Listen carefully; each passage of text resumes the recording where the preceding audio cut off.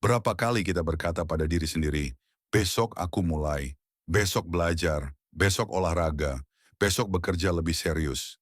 Tapi ketika besok tiba, kita ulangi lagi kalimat yang sama. Besok lagi. Itulah lingkaran setan penundaan. Aku sendiri pernah terjebak di sana. Aku punya banyak rencana, banyak mimpi, tapi semuanya hanya berhenti di kepala.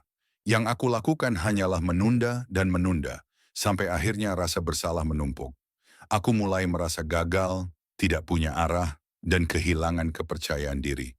Semua itu karena aku membiarkan otakku menguasai diriku dengan rasa malas. Sampai suatu hari aku sadar, kalau aku tidak berubah sekarang, aku mungkin akan menyesal seumur hidup. Aku melihat orang lain bergerak maju, meraih kesempatan, mencapai mimpi mereka. Sedangkan aku masih duduk di tempat yang sama, hanya jadi penonton. Aku sadar bahwa tidak ada yang akan datang menyelamatkanku. Tidak ada yang bisa mengubah hidupku kecuali aku sendiri. Dan satu-satunya cara untuk melawan rasa malas itu adalah dengan memaksa otakku bertindak. Meski otakku berkata, nanti saja. Cara pertama yang aku temukan adalah aturan 5 detik. Setiap kali muncul keinginan untuk menunda, aku langsung hitung mundur. 5, 4, 3, 2, 1, go! Lalu aku bergerak. Contohnya ketika alarm berbunyi di pagi hari, biasanya aku langsung menunda dengan menekan tombol snooze.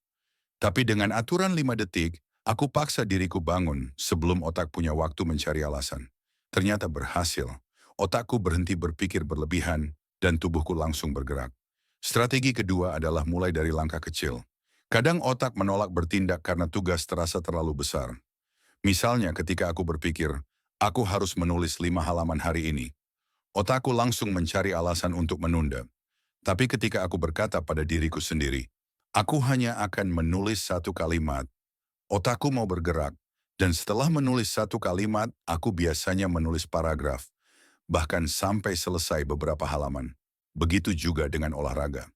Alih-alih berkata, aku harus lari 30 menit.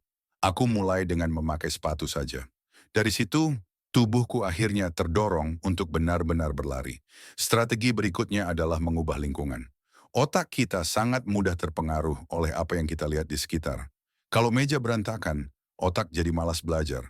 Kalau HP ada di samping, otak lebih memilih scroll media sosial daripada bekerja. Jadi aku belajar untuk menciptakan lingkungan yang mendorong tindakan. Mau belajar?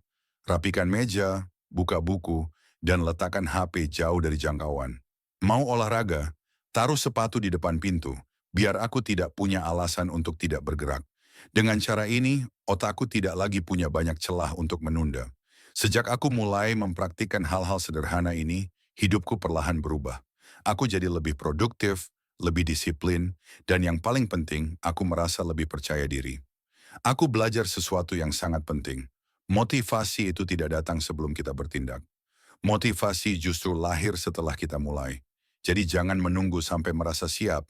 Jangan menunggu mood datang. Karena kalau menunggu, kita hanya akan terus menunda. Mulailah sekarang juga dengan apa yang ada.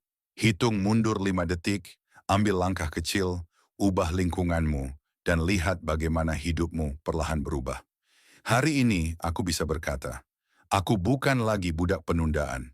Aku adalah pengendali hidupku sendiri. Dan kamu pun bisa kalau kamu berani untuk bertindak.